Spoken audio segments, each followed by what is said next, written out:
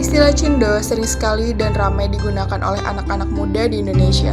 Istilah ini merujuk kepada salah satu kelompok masyarakat di Indonesia, yaitu orang-orang Indonesia yang berketurunan Tionghoa. Seperti yang kita ketahui, jumlah etnis Tionghoa di Indonesia tidaklah sedikit, dan kelompok masyarakat ini sudah cukup lama disadari keberadaannya di Indonesia. Tidak terkecuali di Samarinda, keberadaan etnis Tionghoa sendiri terlihat dari jejak budayanya yang berupa kelenteng dan konsentrasi pemukiman etnis Tionghoa. Terdapat beberapa kelenteng di Samarinda, namun Tian Ikong merupakan satu-satunya kelenteng yang dibuka untuk umum. Menariknya lagi, kelenteng ini merupakan kelenteng tertua di Samarinda, sehingga dijadikan cagar budaya oleh pemerintah.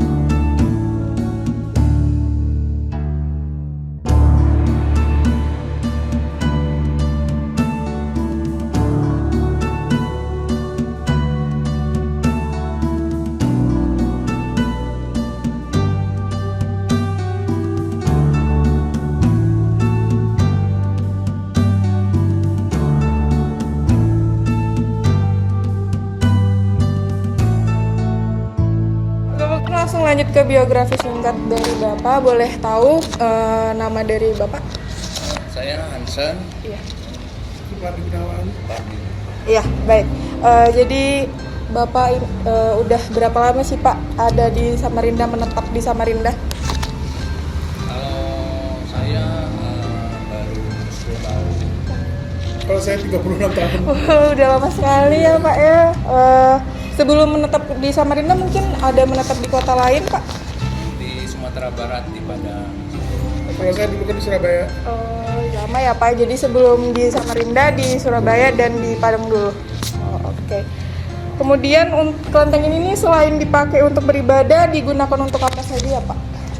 Biasanya kegiatannya. Biasanya untuk biasanya kan dari luar daerah kan mereka kan kayak datang kunjungan gitu loh. Oh, kayak pariwisata gitu ya Pak? Bisa. Juga kita juga mengumpulkan ini ya, sumbangan-sumbangan untuk masyarakat. Ketika terjadi bencana seperti Iya, itu. bakti sosial gitu. Oh, iya. Kemarin lihat ada yang ibu-ibu senam Pak di belakang, itu kegiatan apa kalau boleh tahu? Itu mereka sih kegiatannya sih pribadi punya, mereka kan pinjam tempat aja. Oh, jadi bisa dipinjam gitu ya Pak Ya, untuk tempat yang di tapi belakang? harus, melewati prosedur dulu. Oh, begitu, baik. Untuk orang lokal sendiri gimana Pak? Banyakkah yang berkunjung ke kelenteng ini atau seperti apa? Ya sementara ini kan karena COVID kan agak kurang lah ya kan. Biasanya sebelum COVID sih banyak sih yang dari pulau daerah ya kan. Seperti pendatang-pendatang gitu loh. Oh, karena mereka penasaran mungkin ya Pak ya di sini kelentengnya. Terus mereka ada yang usaha di sini kan ya langsung beribadah di sini juga lah ya kan. Iya Pak, betul. 22 tahun menetap di Samarinda, tentunya membuat dua pengelola kelenteng sangatlah hafal dengan tempat ini. Sehingga sangat tepat bagi kami menjadikan mereka sebagai narasumber yang akan menjawab rasa penasaran kami mengenai tempat ibadah ini. Untuk dipakai saat beribadah itu kondisi di dalam kelenteng ini seperti apa? Ataukah harus sunyi atau seperti apa Pak? Ada nyanyian kah atau seperti apa? Biasa sih beribadah, ini kan tempat ritual sih. Iya. Biasa sih mereka masing-masing gitu loh. Masing-masing suku gitu beribadah. Oh iya. Terus kalau untuk kepengurusannya sih kita ada seperti pemimpinnya gitu loh, seperti kan kalau saya bilang kan kayak ustadz itu. Oh iya, baik. Jadi ada yang memimpin ritualnya Iya. seperti itu ya Pak ya. Oke. Kira-kira apa sih Pak yang membawa, kan ini ada pendirinya ya Pak ya. Nah, kenapa pendirinya itu membangun tempat ini gitu di Samarinda? Mungkin ada Karena sejarahnya. mereka dulu kan datang dari Cina kan, Iya. dari satu tempat ke lahan gitu loh. Iya. Dan mereka minoritas juga ya Pak. Karena mereka menghadap sultan dulu, Oh. Raja Kutai lah, Iya. pada tahun 18-an dulu lah. Oh. Terus membangun kelenteng ini gitu ya Pak. Belum lagi, itu Oh. dulu 1903. Oh. Sudah ada perencanaan dulu. Iya. Setelah itu kan jadinya tahun 1905 kelenteng ini berdirinya. Oh, oke guys. Pak, kalau misalnya dalam waktu seminggu itu berapa banyak Pak kira-kira yang datang untuk beribadah di sini atau melakukan ritual di sini? Ya sih sekitar 50 orang. 50 orang itu dijumlahkan dari seminggu itu satu persatu atau ada rombongan atau ada event tertentu gitu Pak? Tergantung orang yang datang ya kan beribadah. Oh. Ada yang perorangan, terus ada yang berkeluarga ya kan, Iya. sama keluarga datang. Terus ada ya yang dari pulau daerah lah, kadang-kadang kan bisa sampai 50 orang, 30 orang. Oh iya Pak. Kalau hitungan per bulan ya biasanya itu sekitar hampir mencapai 2000 sih pengunjungnya. Itu sebelum COVID atau sesudah Pak? Sebelum Covid, Sebelum COVID. Sebelum COVID, Cuman ya. kalau sesudah COVID ini ya bisa kurang lebih lah 500-an orang. 100.000 orang ada. Oke baik Pak. Kan ini kelentengnya juga identiknya warnanya merah gitu ya Pak. Nah kenapa sih kayak nggak cuma kelenteng tapi rumah-rumah orang Tionghoa itu identik sama warna merah? Itu mungkin ada historisnya? Bukan filosofinya kan, karena kelenteng ini kan merah itu kan menandakan kan keberanian gitu loh. Oh iya, Keberanian. baik Pak. Kalau kuning ini kan ibarat katanya kita siap untuk melaksanakan apa yang diutarakan oleh raja dulu yang terdahulu. Oh, baik Pak. Baik. Terus adakah budaya yang masih dijalankan hingga sekarang walaupun sudah lama menetap di Indonesia gitu? Ya seperti barongsai lah sama naga. Iya. Jadi Terus lebih. tiap ada perayaan aja. Oh. Terus misalnya dulu pada sebelum Covid dulu sih dewanya ini dikeluarkan gitu loh, digotong keliling Samarinda Itu ketika ada? sebelum Covid. Oh. Sebelum Covid itu pernah pada tahun sebelumnya sih pernah keluar sebanyak 4 kali. Gitu ya, Pak. Jadi sebenarnya itu agenda rutin ya Pak? Dan itu Atau? tergantung kita loh, kan misalnya pas ada ulang tahunnya dewa gitu loh. Oh. Misalnya dewa ini mau keluar, ya kita harus tanya juga kepada ini nah. Dengan di poi gitu loh. Boleh setuju tidak keluar sama dibawa keliling Samarinda. Maksudnya supaya kita kan bukan dengan kita aja, Iya betul. dengan kebudayaan seperti Iya. Riau, Iya betul. terus Bali. Iya. Sembari berkeliling, terdapat beberapa orang yang sedang melakukan praktik ibadah. Praktik yang mereka lakukan ini dimaksudkan sebagai wujud bakti mereka kepada leluhur walaupun sudah lama meninggalkan mereka. Selanjutnya, kami akan berhenti di tempat di mana penggambaran dewa-dewa dalam ajaran masyarakat Tionghoa dipajang. Nah untuk makna sio dari Tionghoa ini sendiri itu apa Pak? Maknanya ini kan masih tahun macan kan. Tahun macan itu itu yang ada ciongnya, macan, ular, monyet sama babi itu. Maknanya ya supaya kita tuh ya kan yang kena siongnya naas gitu kan, supaya kita ya minta doa selamat aja. Ya kan. Untuk jauhkan bala gitu ya jangan Pak? kalah, ya.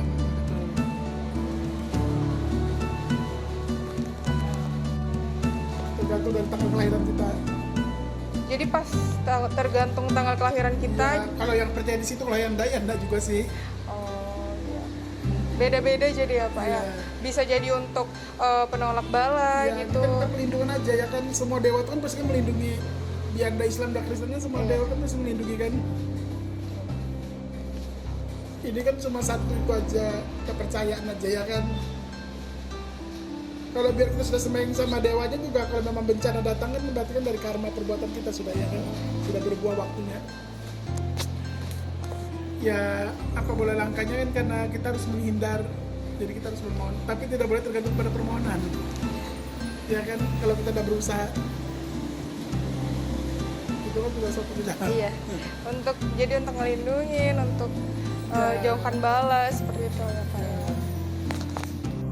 Selain kelenteng, kami juga mengunjungi salah satu rumah dari salah seorang keturunan Tionghoa yang telah lama berada di Samarinda. Beliau adalah warga asli yang lahir di Samarinda dan menetap di Samarinda sejak tahun 1960.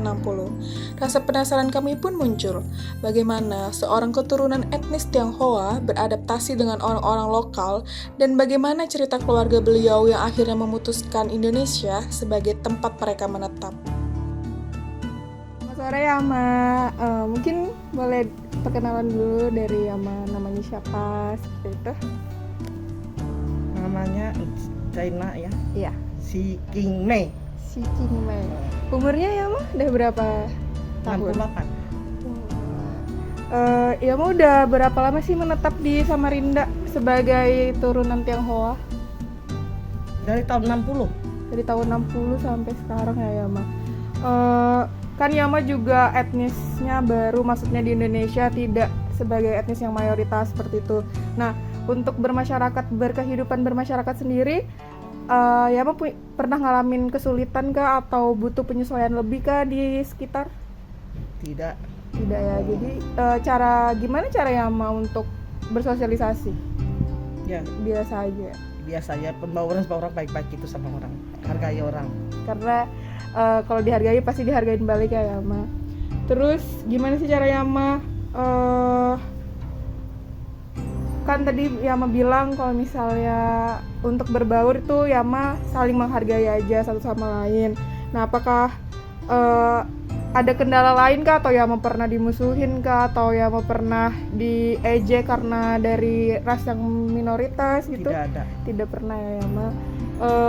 Untuk budaya sendiri yang diajarkan dari orang tua sampai sekarang Yama lestarikan itu apa aja contohnya? Seperti perayaan hari besar kah yang Yama lakukan Ya. itu gimana? Ada Imlek ya, ada kalau sembahyang leluhur, Sembahyang ada leluhur, iya. bulan April tuh, 5 April sembahyang leluhur. Kayak buat makanan-makanan tradisionalnya gitu? Enggak, pokoknya kita arwah tuh suka makan apa ya kita sembahyang untuk dia. Oh iya.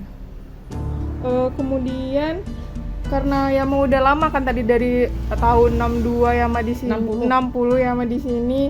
Terus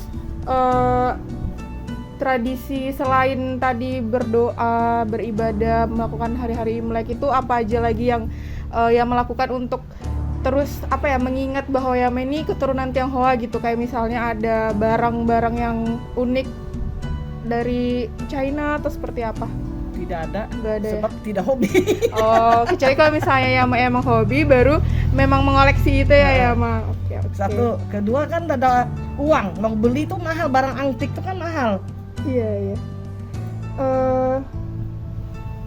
Kemudian gimana sih Yama, menurut Yama reaksi masyarakat lokal ketika melihat pelaksanaan budaya-budaya Tionghoa yang terjadi kayak perayaan Imlek itu gimana menurut Yama? Biasa aja dia orang.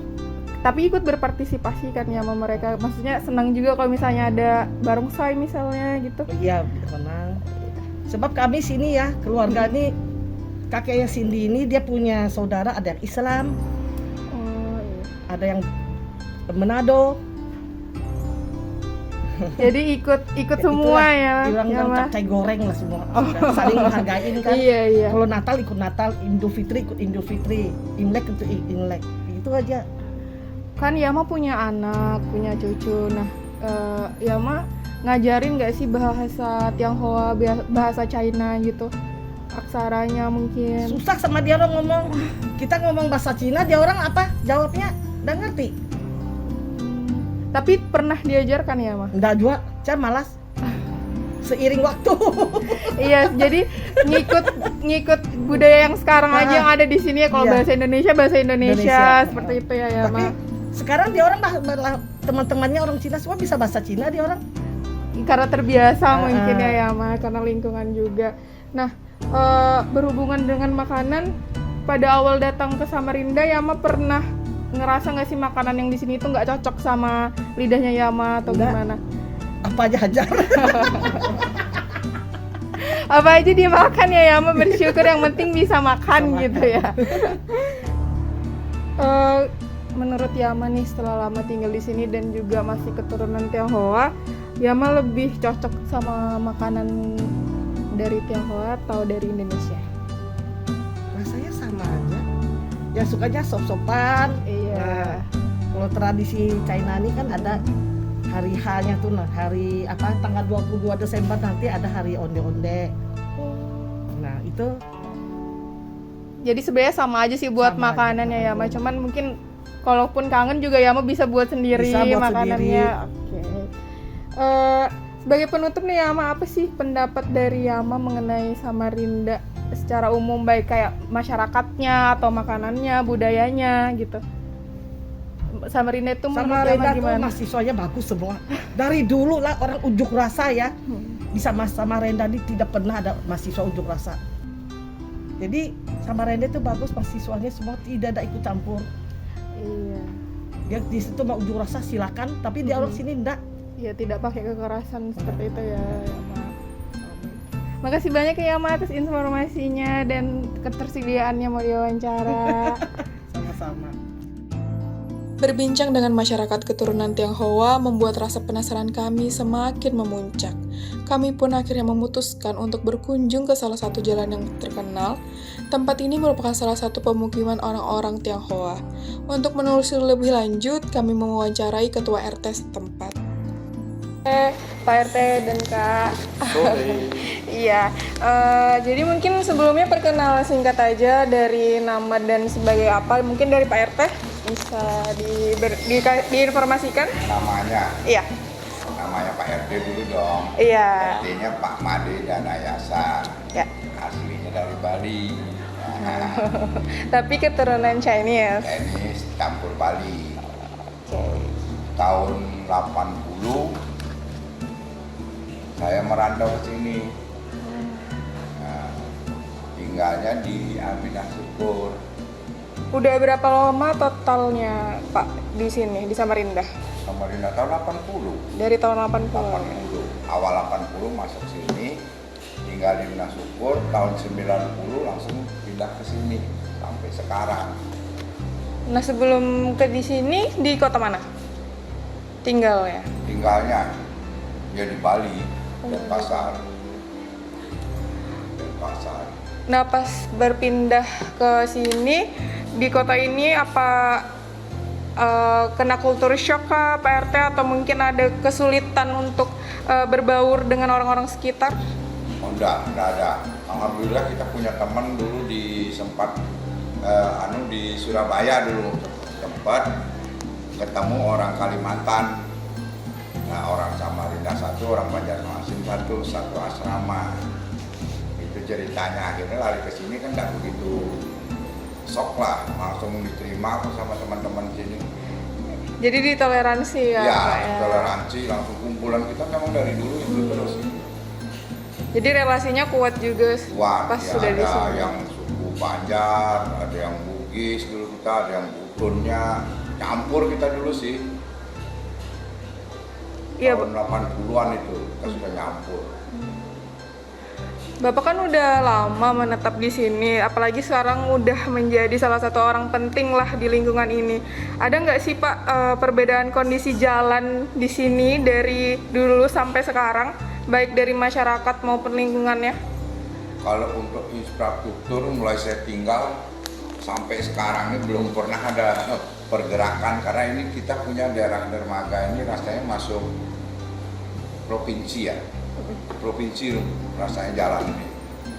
Jadi hanya di tahun 90-an itu dia ngaspal sekali itu aja, sampai sekarang tidak pernah. Kemarin itu udah pernah bikin.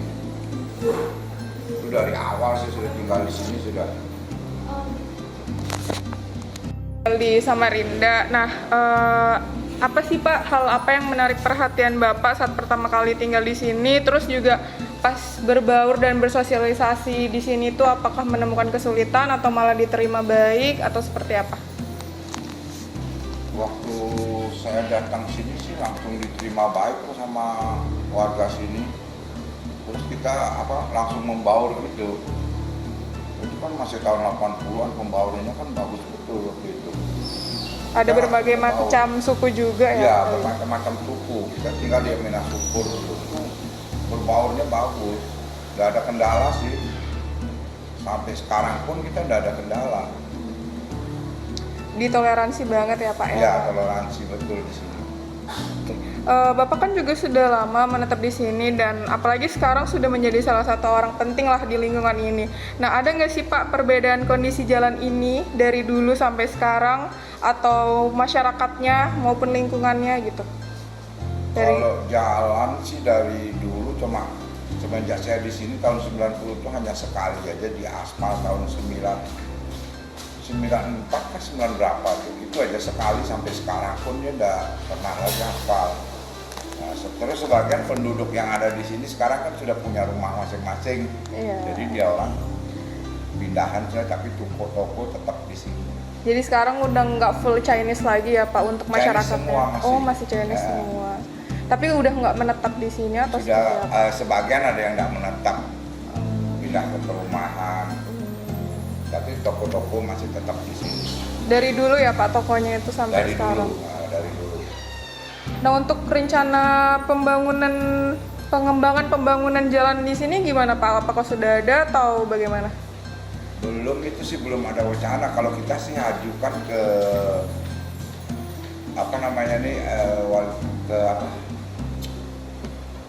Pemprov nggak bisa masuk. Kalau kita ada usulkan mau bikin parit, kita kan cuma ada parit sebelah aja. Nah itu katanya ke provinsi. Nah, itu yang kendala kita belum ketemu jalan ke provinsi untuk parit aja itu. Tapi sudah diajukan ya Pak ya? Ajukan ke Pemprov ditolak terus sudah dari dulu. Katanya ini jalannya jalan provinsi. Itu kendalanya.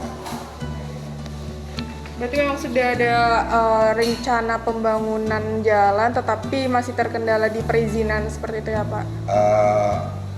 Belum majukan sih kalau Oh. ke Pemprov. Kalau kita ketemu Pemprov mungkin direspon Pemprov kan. Pemprov kan kita belum ketemu. Karena kan dari dulu kita ke ini aja ke kota aja, ke wali kota kan nggak tembus kan karena bukan dia punya wewenang. Ini kan wewenang gubernur. Masuk jalan provinsi Dermaga ini. Karena kan warganya sering juga ngeluh kenapa di pelabuhan di nahkoda paritnya dicor, Dermaga nggak pernah. Itulah saya ajukan ke kelurahan sini, kelurahan menjawabnya ini jalan provinsi, nggak bisa dari dana kelurahan, nggak bisa gitu. Itu aja sih. Oke. Kemarin juga dengar ada informasi bahwa Jalan Dermaga ini tuh mau dijadikan Chinatown gitu Pak. Nah itu mungkin boleh dijelaskan baik dari Bapak atau Kakak mungkin mau menjelaskan mengenai Chinatown. Boleh. Sebelumnya perkenalan mungkin. Ya, perkenalkan saya Han. Jadi anak daripada Pak RT. Sebenarnya itu tidak pernah terpikir untuk ada bakal dermaga ini menjadi seperti ini ya. Jadi kalau yang bisa saya tambahkan lagi, dari saya kecil dilahirkan dari tahun 94 sampai sekarang, perubahan signifikan di Jalan Dermaga itu tidak pernah ada. Jadi tidak pernah ada itu, setiap tahunnya itu dermaga itu terus menjadi konotasi yang bisa kita katakan itu adalah stigmanya bahwa dermaga ini Texas.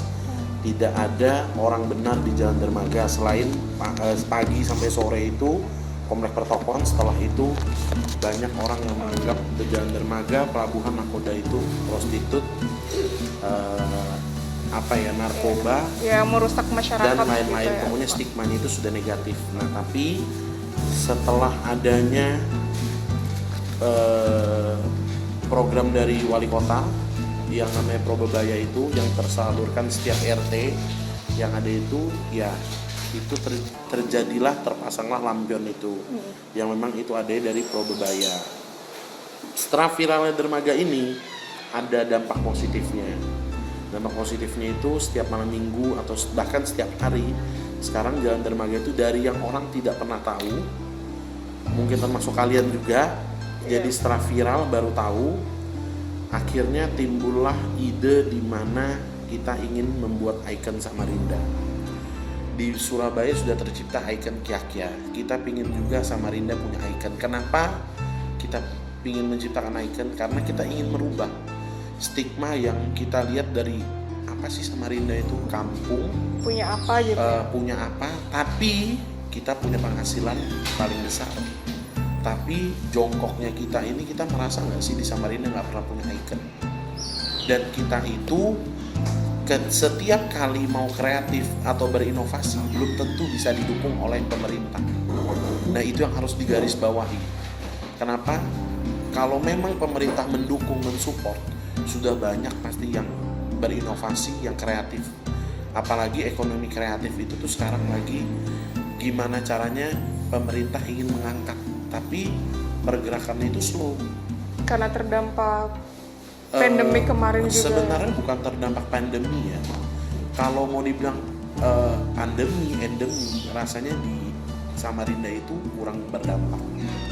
Kecil dampaknya dibandingkan kota lain. Kenapa kecil? Ya karena di sini itu bisa dikatakan itu penghasilan bumi kan. Terus juga ya di Samarinda bisa dikatakan kaya-kaya. Cuma tidak pernah terekspos. Di mana-mana pun selama pandemi masih fine-fine aja kok gitu loh. Nah, hanya yang kemarin sempat menjadi kendala sampai hari ini setelah tercetusnya lampion ini dipasang 400 biji, akhirnya banyak. Kenapa sampai aku turun tangan ingin mengelola? Karena memang ada beberapa orang yang menunjuk, yang meminta untuk dermaga ini segera dijadikan ikon, dan banyak pengusaha.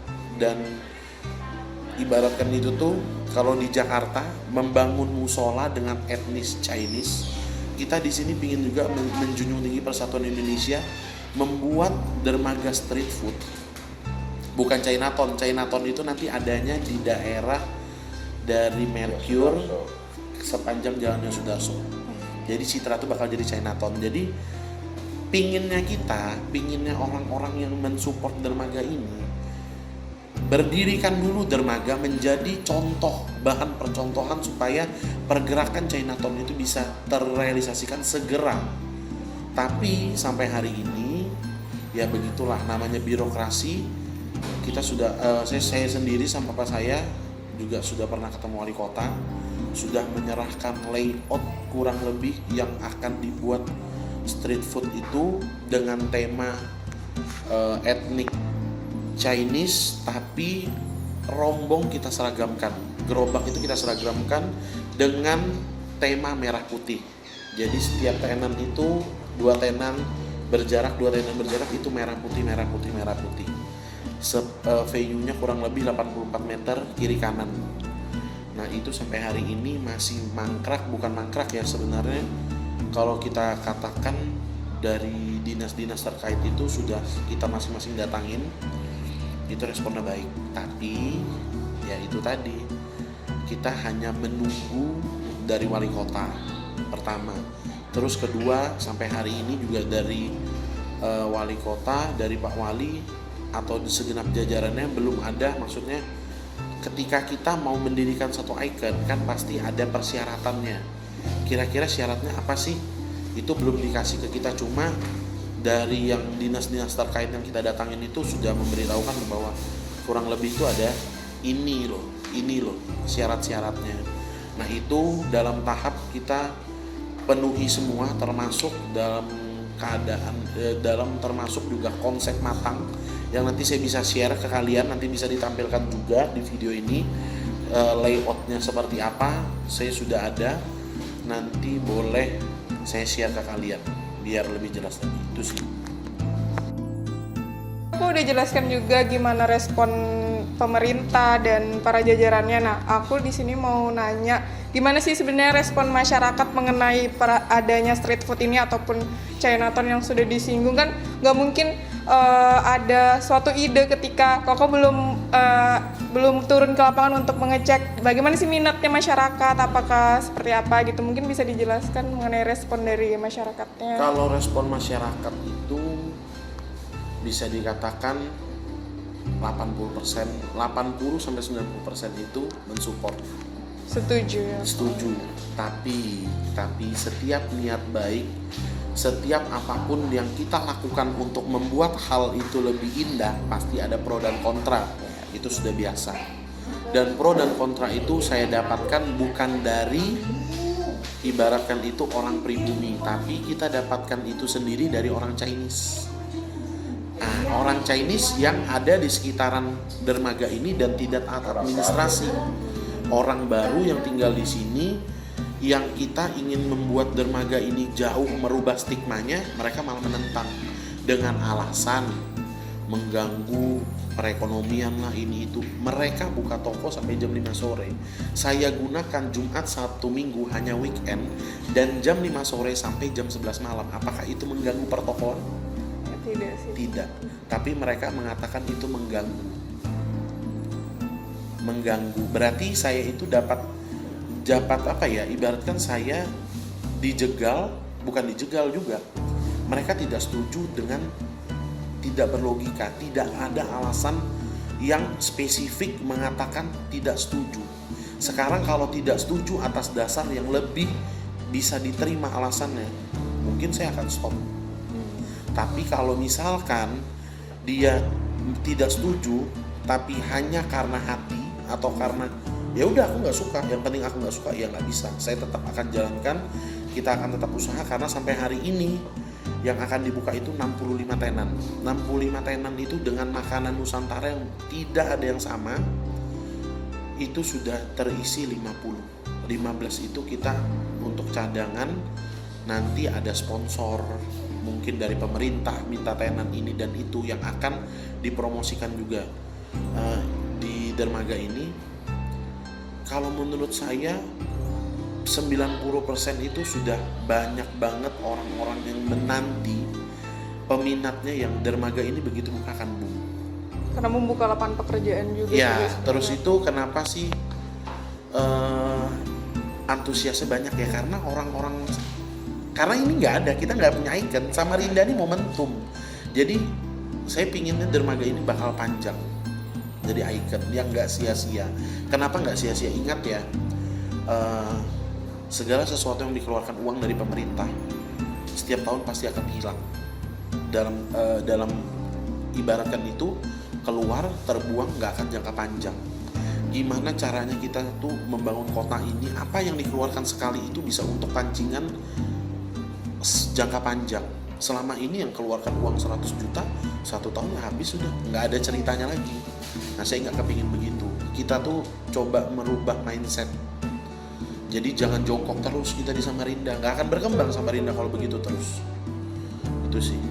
Nah tadi kan udah survei mengenai respon masyarakat juga, terus juga udah punya rencana-rencana yang matang sampai berapa tenan-tenannya. Nah mengenai masuk nih kok mengenai perizinan dari pemerintah sendiri, itu gimana, ditolak kah atau tidak disetujui, atau Koko sendiri melihat ada potensi ditolak jadi akhirnya cari alternatif lain lewat swasta atau seperti apa gitu? Jadi sebenarnya kalau kendala di pemerintah, kendala dari dinas-dinas terkait itu tidak ada. Jadi dari Dispenda, Dispar, dari DLH yang untuk nanti masalah sampah sudah dikonsultasikan juga, di sub apa segala, sebenarnya tidak ada masalah.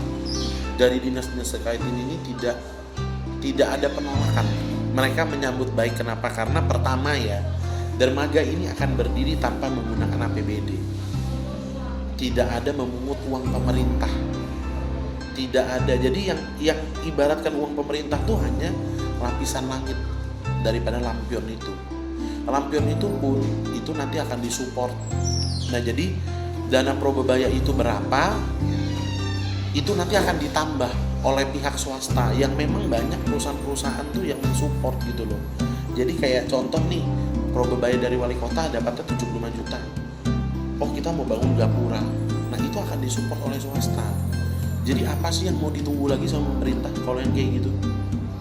Sebenarnya tuh kita tuh sudah banyak dapat kemudahan loh. Kenapa pihak swasta mau support kita?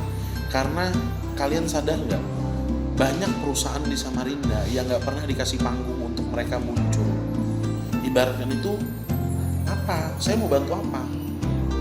Mereka tuh dapat penghasilan dari hasil bumi kita, tapi nggak pernah nggak sih kalian rasakan dari CSR nggak ada. Ya kalau di Jakarta mungkin sudah pernah diciptakan Ahok ya. Kalau kita di sini apa? Pernah nggak ada. Kamu cuma baca CSR apa? Taman-taman mangkrak, taman yang ada. Jadi ibaratkan itu tuh ekonomi kreatif itu kita ingin tingkatkan, UMKM. Jangan berharap middle up itu hanya signifikan, sedikit gitu loh. Sekarang itu tuh lebih banyak middle low. Gimana caranya UMKM, ekonomi kreatif itu bisa berjalan, bisa berdampingan, itu yang tiap hari berdampingan sama kita sih. Itu jadi kalau kendalanya ini, kembali lagi kalau yang kendala sepertinya bukan pasti gagal, enggak. Hanya aja masih digantung. Dalam artian digantung nih, kenapa digantung? Karena Samarinda ini rancu. Pertama gini, mungkin kalau yang saya anggap ya sampai hari ini wali kota belum ada menyuarakan lagi. Kemarin kan katanya 1 minggu setelah saya ketemu mau dipanggil lagi untuk, maksudnya itu dipertimbangkan. Kenapa sampai hari ini belum dipanggil? Mungkin pertama terkait masalah tepian yang baru aja ditutup, yang tidak depan gubernur. Ya, di depan kantor gubernur, yang ibaratkan itu karena banyaknya hal-hal yang akhirnya pemerintah disalahkan, padahal sebenarnya itu juga wali kota mensupport mereka ya. Tapi karena memang banyak pungli-pungli di Samarinda, kita sama-sama tahu, yang ibaratkan itu nggak masuk ke PAD-nya, akhirnya dengan berat hati wali kota menutup. Nah, mungkin itu juga yang masih dipikirkan oleh wali kota supaya tidak terjadi kontroversi pro dan kontra. Oh, kenapa tepian tutup dermaga buka? Mungkin masih dikaji, dan saya pun dapat masukan dari dinas terkait harus membuat konsep yang benar-benar matang, di mana konsep itu menjelaskan apa benefitnya adanya dermaga, jangka panjang, kira-kira itu dermaga ini untuk ekonomi gimana, pengelolaan sampah, limbah, terus itu apa ya, bisa ngasih PAD ke daerah berapa banyak, ya itu juga yang akan kita ini sih. Jadi kalau dibilang 80% lah ya. Ya, 80% dari respon masyarakatnya yang menyetujui dan merespon baik seperti itu ya, Iya. Kok. Nah, sebenarnya udah banyak kan tadi kendala-kendala yang Koko singgung, Koko sebutkan, Koko jelaskan. Nah, bagi Koko kendala yang paling menjadi sorotan dengan berjalannya proyek ini tuh apa sih yang paling sorotan lah, yang paling mempengaruhi lah? Yang paling mempengaruhi, maksudnya mempengaruhi gimana? Mempengaruhi bukan berhenti, tidak adanya perkembangan gitu Nako. Ya ini kita yang membuat ini bukan terhenti sih, belum ada pergerakan lagi. Ya belum ada yang kayak ibaratkan gini ya. Wali kota ibaratnya manggil saya butuh ini loh syaratnya yang belum kamu penuhi. Nah, mungkin lebih ke persyaratan sih. Persyaratan dalam artian itu administrasi yang harus memang kita kumpulkan, mungkin dari yang kayak kayak audiens ke RT setempat, lurah, atau enggak mungkin survei apa ini dan itu, kan biasanya kan harus banyak seperti itu ya. Terus itu dampak sosial masalah parkir ini dan itu. Tapi harusnya kalau misalkan yang dampak sosial itu yang dikumandangkan, maksudnya oh nggak bisa nih dampak sosialnya gini. Sebenarnya kalau mau dampak sosial itu juga yang tadi belum sempat saya sebutkan di pertanyaan sebelumnya. Ketika kita mendapatkan masalah di dampak sosial, masalah parkir, yang ibaratnya itu namanya kita buka tempat, kita tidak akan bisa memprediksi seberapa ramai tempat itu. Nah, karena adanya badan jalan, itulah yang saya bilang, selama ini kan uang parkir tuh kita nggak pernah jelas. Nah, saya pun tidak mau mengelola parkir. Apa tugasnya sekarang di Sub kalau misalkan menyuruh saya untuk mengelola parkir? Makanya saya ingin berkolaborasi dengan di Sub. Nih, saya buka venue, kamu ada lahan parkir, kamu kerjakan parkirnya. Kalau misalkan ini membludak, orang di Sub harus sudah siap mengatur sampai pun walaupun harus di pinggir jalan, di badan jalan yang memang ibaratkan kan tidak dipakai parkir terus ya, maksudnya hanya Jumat, Sabtu dan Minggu gitu. Dan di jam tertentu gitu loh. Itu aja sih. Nah, harapan Koko terkait rencana ini ke depannya seperti apa? Harapannya 2023 di bulan Januari bisa terrealisasikan. Amin. Karena kenapa? Biar kita Samarinda tidak terus dianggap orang tidak punya icon, tidak punya apa ya, ibaratnya tuh kita nih nggak pernah dibilang orang punya prestasi. Nyadar nggak kalian nih? Malu sih, kaya, banyak batu bara, sawit, belum lagi yang lain-lain kayu, tapi kita nih kayak satu nggak pernah bisa maju. Ya mudahan dari kalian ini mahasiswa-mahasiswi juga bisa punya wawasan yang terbuka lebar, no money oriented. Jadi sebenarnya dermaga itu bukan untuk mencari keuntungan sebesar-besarnya, tapi banyak yang tujuanku itu untuk jadi tempat di mana kita bisa bertemu semua orang. Kenapa? Mungkin kalau kalian aja, kalau orang-orang yang ada di Samarinda untuk ketemu yang bos ini, bos itu nggak pernah akan ketemu. Tapi karena aku aku ini cuma di dermaga. Yang dari tahun 94 sampai sekarang di dermaga. Ya itu kan papa ya. Papa saya yang 90 di sini, saya 94 dilahirkan. Sampai hari ini kalau kalian mau ketemu bos-bos batu bara apa segala itu semua makan di restoran ini. Jadi makanya kenapa saya bisa berbicara jauh seperti ini, karena saya sudah langsung ngelihat mereka, berjumpa dengan mereka. Yang kalau kalian lihat itu ya, saya kasih contoh perusahaan batubara ABN yang katanya Luhut Binsar Panjaitan punya itu, anak-anak daripada owner joinannya tuh sering makan di sini. Makanya kita sering ketemu. Jadi dari situ tuh yang kita tuh bisa kayak ibaratnya itu membuka wawasan kita bahwa dermaga di Indonesia di Samarinda ini kaya. Di Indonesia nih Samarinda Kalimantan Timur ini kota kaya. Tapi nggak pernah dianggap. Nah, makanya kita ini aku berharap setelah ini banyak yang bisa membuka wawasannya, bisa membuat icon-icon baru di Samarinda. Jadi jangan icon itu yang buat kumuh. Ya kan, jujur nggak sih kalau mungkin dibilang kumuh, saya akan buat dermaga nggak akan kumuh. Karena kan kita bukan yang kayak terus-terusan, ya pasti dibersihkan dia dan lain-lain lah. Pokoknya saya pingin icon ini bisa ada icon-icon lain. Pemerintah banyak lebih support lagi ke anak-anak muda biar lebih kreatif, jadi nggak sia-sia. Itu sih, itu aja sih. Ya sebagai penutup mungkin ya kok gimana sih pendapat Koko mengenai Samarinda secara keseluruhan, baik masyarakatnya maupun lingkungannya, dan lagi-lagi apa harapan Koko untuk Samarinda ke depannya? Samarinda itu terbaik. Samarinda ini apa ya, kalau ada kata-kata quotes itu, Samarinda itu adalah histori kita. Samarinda tuh kaya, pokoknya the best lah buat Samarinda. Dimana tempat yang Samarinda itu ibaratkan itu kota yang nggak pernah susah. Cuma yang buat susah orang-orangnya sendiri gitu loh. Nah, harapan saya Samarinda bakal lebih welcome lagi dengan investor-investor, bakal lebih maju pemikirannya, nggak jongkok terus. Pemerintah pun juga apa ya, ibaratkan itu tuh bisa lebih merangkul mahasiswa. Pokoknya yang punya ide kreatif berinovasi itu bisa terus dirangkul biar Samarinda ini makin maju. Pokoknya kita Samarinda ini harus bisa jadi yang lebih baik dari yang sekarang, ya kan. Terus itu juga yang aku harapkan dari Samarinda. Ini salah satu juga sih ya yang aku merasakan di dermaga ini, infrastruktur. Jadi coba deh, mungkin kalian bisa ngangkat juga ini, siapa tahu bisa diangkat. Mungkin lebih banyak dikaji lagi ketika mau membuat kayak memperbaiki jalanan. Kalian nyadar nggak sih, habis dicor digali lagi, udah dicor jalanan ini hancur, nggak dibaikin. Kalian bisa lihat kalau nggak salah di jalannya.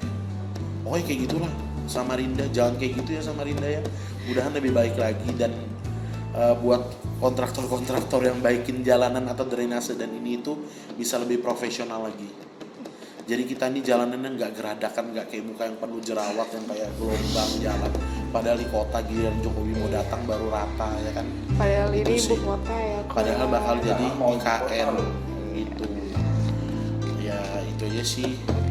Makasih banyak ya kok atas ketersediaannya ngasih informasi dan wawancara. Bapak juga terima kasih atas ketersediaannya Pak. Mungkin itu aja dari saya, selamat sore. Sore, tinggi.